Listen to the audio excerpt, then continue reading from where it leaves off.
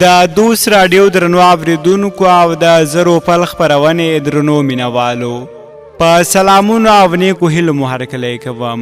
درنو اوریدونکو تاسو د ګلمینې کلی داسې نه وه ناول تیره برخه اورېدلې وه. په تیره برخه کې تر دغه ځایه را رسېدلې وو چې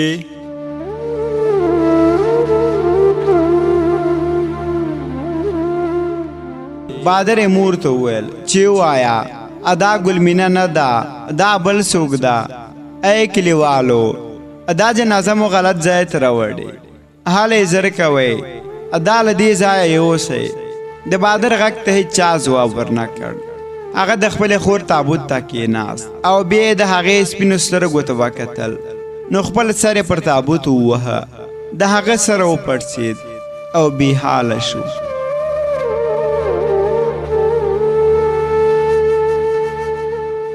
بله درنو اوریدونکو ادا چې په 14مه برخه کې څه پیښیږي نو په ګډه به یې واورو. پیل کوو د ناول پر 14مه برخه.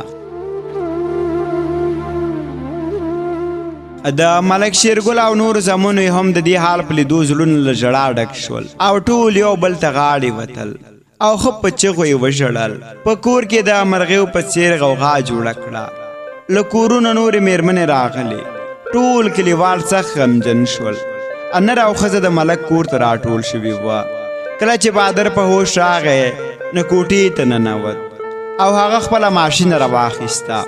په لوړ غږ یې وویل تر څو چې مې د خپلې خور پوښتنه نه وي کړې نو دې کلي ته به راونه ګرځم. نور ورونو او کلیوال یې هم ورسره وسلې واخیستې او د ښکته په لورې منډې کړې. ملک خانولي او کلیوال تر کلي رسېدلي نه و چې د شا له خوا د دوی په ګولیو سوري سوري شول. ملک خانولي هم دلته ووشه. د ښکته کلي خلکو چې د ډزو غږونه واورېدل نو سم د لاسه په ماشه د دوی وژلو ته کمین نیسي او بالاخره دواړو کلیوالو لخوا درنه جګړه پیلېږي.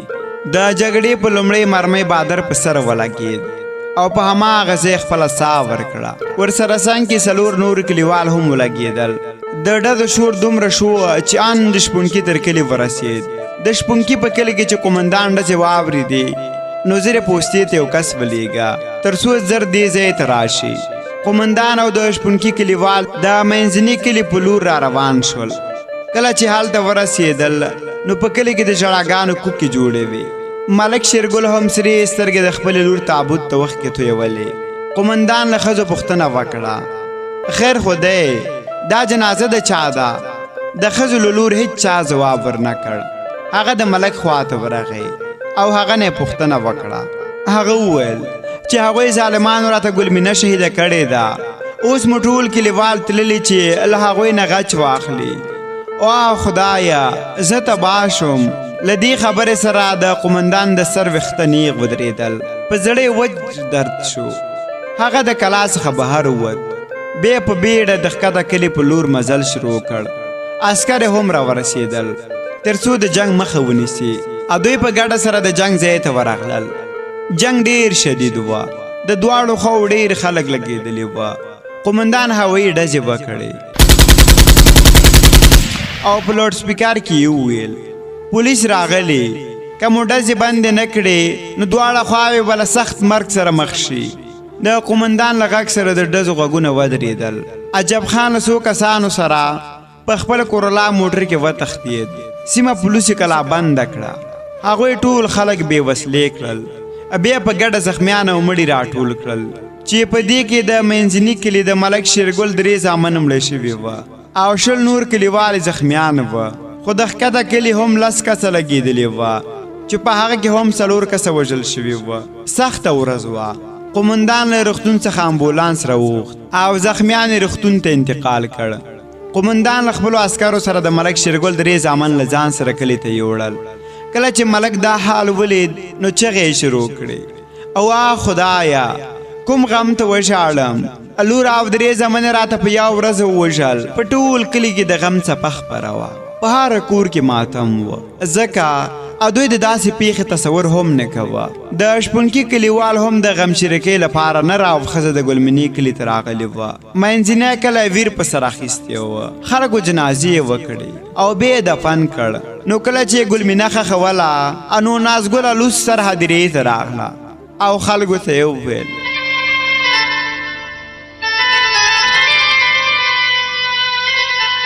ګلمینه باید د غره لمن کې ښخه شي او د هغې د غره لمنه ډېره خوښېده هغې به ویل که له شپونکي سره واده وکړي نو د غره په لمن کې به خپله جونګړه جوړه کړي خو هغه ارمان یې پوره نه شو او اوس خو یې هلته ښخه کړی کلیوالو چې د نازګلې خبرې واورېدې نو په خپلو کې وبنګېدل او په دې هوکړه راغلل چې دا به هماغلته ښخه وي دوی د قبر د کیندلو لپاره څو ځوانان ولېږل تر څو هلته قبر وکینی کله چې دوی غره لمنې ته ورسېدل نو د شپونکي سپي ورته اجازه نه ورکوله چې د شپونکي په ځای کې څوک وګرځي سپي 2 کسه وداړل خو اخر خلک مجبور شول او پر سپي د ډبرو بمبار وکړ تر هغې په ډبر وویشت تر کومه چې سپی ژوندی وه بیا د کلي ځوانانو سپی له پښو ونیوه او د غره لمنې ته یې کش کړ دوی د قبر په کیندلو شروع وکړه او له 1 ساعت وروسته قبر ته د ګلمینې جنازه راوړه د ملک شیرګل حالات خراب شول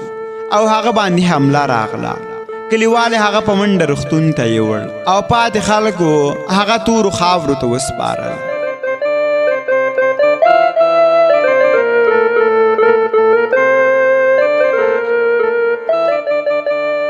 او وروسته له دپنه د شپونکي د کلي ملاسب پاسېد او تقریر یې شروع کړ ملاسب د ښځو د حقوقو په اړه خبرې وکړې هغه خپله وینا داسې پیل کړه زما مسلمانانو ورونو ښځه په اسلام کې لوړ مقام لري او رسول صلی الله علیه وسلم فرمایي چې تاسو د خپلو ښځو سره ښه چلند وکړئ او د هغوی احترام وکړئ او په کارونو کې ورسره مشوره وکړئ نن تاسو وینئ چې عجب خان خپله ښځه ووژله په قرآن کې خدای پاک فرمایي چا چې یو انسان ووژه هغه داسې دی لکه ټوله نړۍ چې وژلی وي او چا چې یو انسان ته نجات ورکړ او له مرګ څخه یې وژغوره نو هغه داسې دی لکه ټوله نړۍ چې ژغورلی وي موږ په کور کلي کې له خپلو ښځو سره ډېر ظلمونه کوو خو خبره اوسئ چې د ظلم پوښتنه به یو ورځ ذوالجلال رب کوي په اسلام کې ښځې له سړیو سره برابر حقوق لري ځکه دوی دواړه انسانان دي نو په انساني حقوقو کې دواړه سره برابر دي په دې هکله الله تعالی فرمایي انسانانو د خپل رب څخه وویریږئ چې تاسې د یو نفس نه پیدا کړي یاست په پورته آیات کې الله تعالی د دې خبرې اعلان کړی دی چې په ټولنیز ژوند کې ښځه سپکه او بې مقصده هستي نه ده ځکه چې د کوم نفس څخه نارینه پیدا شوی دی له هماغه نفس څخه ښځه هم پیدا شوې ده لکه څرنګه چې نارینه د ټولنې یو مهم رکن دی همدارنګه ښځه هم ده د انساني ټولنې او معاشرې وجود بقا او تسلسل په دواړه پورې تړل شوی دی یو پر بل بهتري نه لري چې د یو وجود مهم او د بل غیر مهم شي چې د دواړو استعدادونو صلاحیتونو او پیدا شوي ځانګړتیاوې سره فرق کوي خو د دوی فرق هم یو پر بل بهتري نه لري بلکې هر یو باید د خپلو ځانګړتیاوو او صلاحیتونو قدردانۍ وکړي او کوم ذات چې هغه صلاحیتونه او ځانګړتیاوې ورکړي دي د هغه ذات شکر ادا کړئ اطاعت وکړئ او هر یو د خپلو ځانګړتیاوو او صلاحیتونو په برخه کې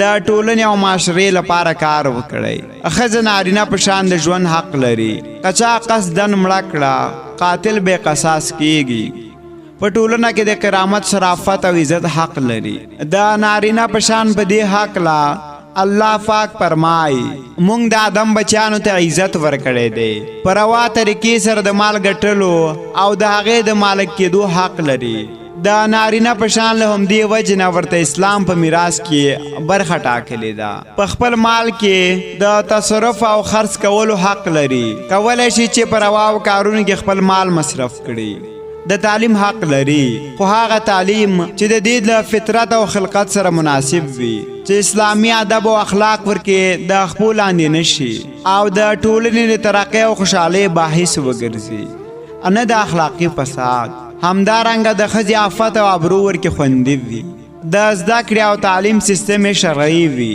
د ملاله خبرو وروسته ټولو کلیوالو سرونه ټیټ نیولي وه او بیا په ګډه سره هغې ته دعا وکړه ګلمینې خپل پیغلتوب هغه ځای ته ورسوه کوم ځای چې ارمان وه خو هلته شپونکی نشته او هغه د ډېر لرې دی که هغه خبر شي نو څه به وشي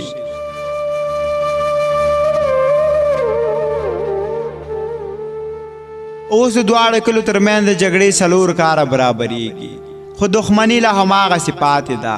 ملک شیرګل ته ډېر غمونو د زړه ناروغي پیدا کړې ده. کلیوالې وایي چې تر اوسه پورې پرې 2 حملې راغلي دي خو د خدای فضل دی ترې روغ وتی. ډاکټرانو ته ویلي چې باید ځان خوشحاله وساتي نو د دې لپاره مجبور شو او له خپلې کورنۍ سره د ښار په یو څنډه کې ژوند کولو اراده وکړه. د کلیوالو په وینا د شپې په تیاره کې له کلي وتلی او هیڅ کلیوال ترې خبر نه لري. کلیوال هم مجبور شول او د کلي سپینګیري راټول شول او ښکته کلي ته په دې موخه لاړل تر څو له هغوی سره روغه وکړي. کلیوال هم له جنګ ستړي وه او اخیر روغې ته غاړه کېښوده. کله چې سپینګیري له روغې راوګرځېدل نو د کلي حاکم خپل ملک وټاکه. اوس بیا هم د تیر په څیر په کلي کې ارامي راغله خو هغه د پخوا غوندې مزه نه لري. ګودره بې پیغلو شوی دی. د کلي ډېرې پیغلې په نورو قامونو کې واده شوې. کومې پیسې چې ملک شیرګل د ګلمینې په سر اخیستې وې پر هغو پیسو په ښار کې لوی هوټل جوړ کړ او له خپلو زامنو سره یو ځای په کار لګیا شو. یوازې نازګله ده چې د ګلمینې یادونو پسې وخت کې تویوي او د هغې د ماشومتوب ګوډۍ سره لوبې کوي. هغه د خپلې درنې ملګرې په بیلتون کې تر لیونتوبه حده رسېدلې. د ګلمینې مور هم له ډېرو اندېښنو خپل ژوند له لاسه ورکړ او هغه هم په حق ورسېده. یوازې ملک شیرګل زامن او نازګله پاتې شوي دي. ملک شیرګل خپلو زامنو ته ودونه وکړل او هر یوې ته ناوې کور ته راوسته. په کور کې د زامنو ترمنځ جنګونو نازګله تر ډېر بد حالات ورسوله. که څه هم د نازګلې لپاره هم ډېرې جرګې راتلې خو کله چې به د دې حالات ولید نو بیا به یې نه خوښوله او ویل به دا لیونۍ څوک څه کوي. ملک شیرګل هغه روغتون ته یوړه. د روغتون ډاکټرانو چې د هغې رواني ناروغۍ وڅېړله نو ډېرې ورته خطرناکه ښکاره شوه او هغې ته یې وویل دا به تاسې هند ته بوځئ تر څو هلته یې سمه تداوي وشي. د دې بیچاره ناروغۍ ډېر پرمختګ کړی. ملک چې ټولې پیسې په هوټل کې لګولې وې نو د هند د تګ ورسره پیسې نه وې. په ښار کې هوټل ډېر مشهوره شوی وه. یو ورځ د کلي څخه یو کلیوال هوټل ته ننوت. ګوري چې د ملک شیرګل په دخل ناست دی او له خلکو پیسې اخلي. هغه له لرې پرې سلام وکړ او ملک شیرګل چې ولید کلیوال دی نو د هغه مخې ته ورغی او هغه ته کلکه غاړه ورکړه. اوس د ملک شیرګل په ښار کې ډېره ښه زندګي برابره ده. ملک شیرګل هم سپینګیری او زیبه شوی وه. سترګو ته یې غټ ټینکې وې. کلیوالې ورته په ځیر ځیر وکتل او ورته یې وویل ملک صاحب باور وکړه کله چې مې ولیدې نو ډېر شکي غوندې شوم. له ځان سره مې وویل چې دا هماغه زموږ زورور ملک دی او که بل څوک. خو کله چې مې درته غږ وکړ نو بیا پوه شوم چې غلط کړی مې نه یې. دواړو سره ډېر وخندل. د هوټل شاګرد دواړو ته ډوډۍ او چای راوړل. له خوراک سره سم ملک شیرګل خپل کلیوال ته وویل وا نادره په کلي کې څه نوې زړې دي کلیوال څنګه دي. نادره وویل ملک صاحب ستاسې له تګ وروسته په کلي کې هېڅ خوند نه دی پاتې. بس یو غټ کار مو دا وکړ چې د ښکته کلي سره مروغه وکړه او په کلي کې ډېرو پیغلو هلکانو ودونه وشول. او بله دا چې اوس ستاسې په ځای سلطان حکیم ملک دی. ډېر ښه انسان دی. د کلي ماشومانو ته مکتب هم جوړ کړی خو کلیوال سره بې مینې شوي دي. هغه د پخوا غوندې څوک ډېرې ته نه راټولېږي. هره ورځ د ماشومانو په سر جنګونه کوي. دواړو له یو بل سره د خپل کلي په تیر یادونو خبرې وکړې. ملک شیرګل غلی شو او د ځان سوچ وروسته یې وویل نادره هغه زما د لورکۍ قبر په څه حال دی خراب شوی خو به نه وي. هغه وویل نه خراب شوی نه دی خو هلته د شپې عجب غږونه اورېدل کېږي. د جمعې په شپه شمې پرې بلیږي او یو ډول خنداګانې وي او کله کله د شپې د شپونکي غوندې شپېلې هم غږول کېږي. په اوله کې ډېر کلیوال ترې ډارېدل خو اوس ورسره عادت شوي دي. د هغې ځواني مرګه له قبر نه اوس هم ډېر غټ زیارت جوړ شوی او ان له ښاره څخه خلک ورته راځي. ملک له خپل سترګې وخت کې پاکې کړې. ابې نادر ته وویل چای دې وڅښه یخ شو. هغه به چای شروع کړه او ملک د خپلې نازولې لور او د 3 زامنو په فکر کې غرق شو. د ګلمینې یو غږ به همیشه د ده په غوږونو کې انګازې کولې. هغه داسې چې اول دې موږ سره بیل کړو اول د شپونکي سره چل وکړ اول د رمو مالک مړ کړ.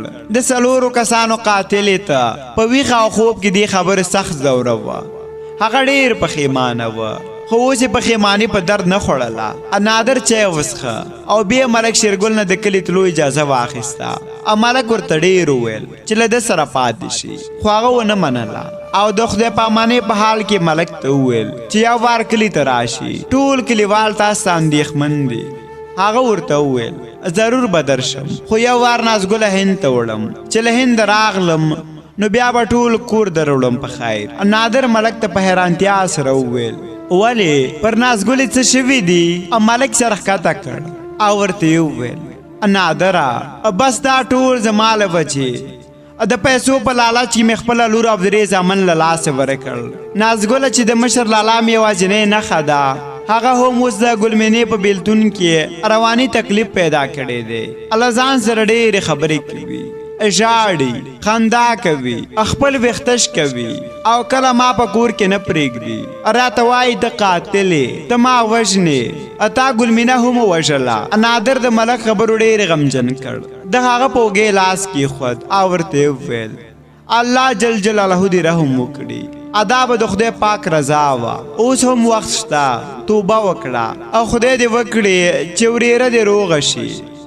نادر په وروستۍ کې د ګلمینې د مور پوښتنه وکړه، خو ملک ورته د هغې د مړینې کیسه وکړه. د ملک په زړه سخت درد شو. هغه نادر کلک ونیوه او ورته وویل نادره هغه دخل کې مې د شین پیکټ والا ګولې دي، هغه ژر راواخله. هغه ملک پر تخت کېنو او بیا پر دخل ورمنډه کړه، ګولۍ راواخیستې، له سور ترموز څخه یې ورته اوبه ورکړې. دا ګولۍ له خوړلو وروسته د ملک حال کې تغییر راغی او هغه ته وویل بخښنه غواړم، د زړه ناروغان همداسې وینو. نادر ته دعا وکړه او بیرته د خپل کلي په لور روان شو. د ګلمینې د مړینې 15 کاله برابر شول، خو اوس هم نوم په کلي کې ژوندی دی. خو بیلتون نازګله تر مرګه ورسوله. اوس د نازګلې حالات ډېر نازک شوی دی. ملک چې د خپل ورېرې حال ولید نو مجبور شو تر څو هوټل خرڅ کړي او دا پر هند ته لاړ شي. 6 میاشتې وروسته د حاجي میرزاد په نوم یو کس یې دکان واخیست. هغه نیمې پیسې ورته ورکړي او نیمې ورته په 6 میاشتو کې ورکولو خبره وکړه. ملک شیرګل په همغه سهار پاسپورټ ریاست ته لاړ. ګڼه ګوڼه ډېره وه، خو هغو کسانو چې خلک پیژندل نو د هغو کار به ډېر ژر خلاصېده. ملک شیرګل 2 ورځې هلې ځلې وکړې، خو بریالی نه شو. اخر ورته یو هلک وویل کاکا زه به ستاسې پاسپورټونه خلاص کړم، خو ته باید ماته یو 100 روپۍ راکړې تر څو هلته رشوت ورکړم. ملک هلک ته پیسې ورکړې او هغه ته په یو ورځ کې 2 پاسپورټونه تسلیم کړ. ملک د 6 میاشتو انتظار نه وروسته له حاجي میرزاد نه پیسې ترلاسه کړې او د نازګلې سره د هند په لور حرکت وکړ. د شیرګل لومړی ځل و چې طیاره کې پرواز کوي، ډېر وویرېد، خو کله چې طیارې پرواز وکړ نو زړه یې په درزا شو. دته د طیارې سفر هم ښه نه وه، خو له ځان سره یې ګولۍ وړې وې. په ډېرې سختۍ ترې ګولۍ وخوړه. له ګولۍ سره خوب یوړ او په خوب کې ورته بیا ګلمینه راغله. هغه له خپله پلاره غواړي چې شپونکی پیدا کړي او کلي ته یې راولي. ملک شیرګل په خوب کې له خپلې لور سره واده وکړه چې ضرور به شپونکی پیدا کوي او هغه به کلي ته راولي. کله چې له خوبه راپاڅېدو نو ګوري چې تیاره ناسته ده او ټول خلک ترې کوز شوي دي. ژر یې خپلې ورېرې ته وکتل، هغه هم په خواږه خوب ویده وه. هغه یې راویښه کړه او بیا یې PCO ته ورغی او خپل زوی ته زنګ ووهه او ورته یې وویل زویه موږ راورسېدو. او هغه قومندان نه به پوښتنه وکړې چې د شپونکي په اړه معلومات راکړي چې هغه چېرته دی. د ملک شیرګل زوی د قومندان څنګ ته ځي او هلته له هغه نه د شپونکي پوښتنه کوي. قومندان په ډېرې خوښۍ ورته ادرس ورکوي او ورته وایي چې شپونکی به ډېر خوشحاله شي چې ملک ورشي. ملک بیا PCO ته ورغی او بیا یې زنګ ووهه. هغه چې موبایل وکې کړ، خپل پلار ته د شپونکي ادرس ورکړ. هغه ته یې وویل چې شپونکی په حیدرآباد کې اوسي او هلته ډېر نور پښتانه هم اوسېږي. ملک له ډهلي څخه حیدرآباد په لور روان شو. کله چې هلته ورسېد نو یو پښتون ټیکه سوان سره مخ شو او دوی هغې ته پیسې ورکړې تر څو یې د حیدرآباد بل ښار سکندرآباد ته یوسي. په حیدرآباد کې ډېر سني مسلمانان اوسېږي. په دې ښار کې د هندوانو معبد او د مسلمانانو مشهوره مسجدونه هم شته. په حیدرآباد کې مسلمانان ډېر میشت دي نو ځکه د دې ښار ډېرې ښځې په تور حجاب کې ګرځي. همدا شان پخوانی اسلامی کلاګانې هم په دې ښار کې تر سترګو کېږي او په دې ښار کې اسلامي فرهنګ ډېر لیدل کېږي.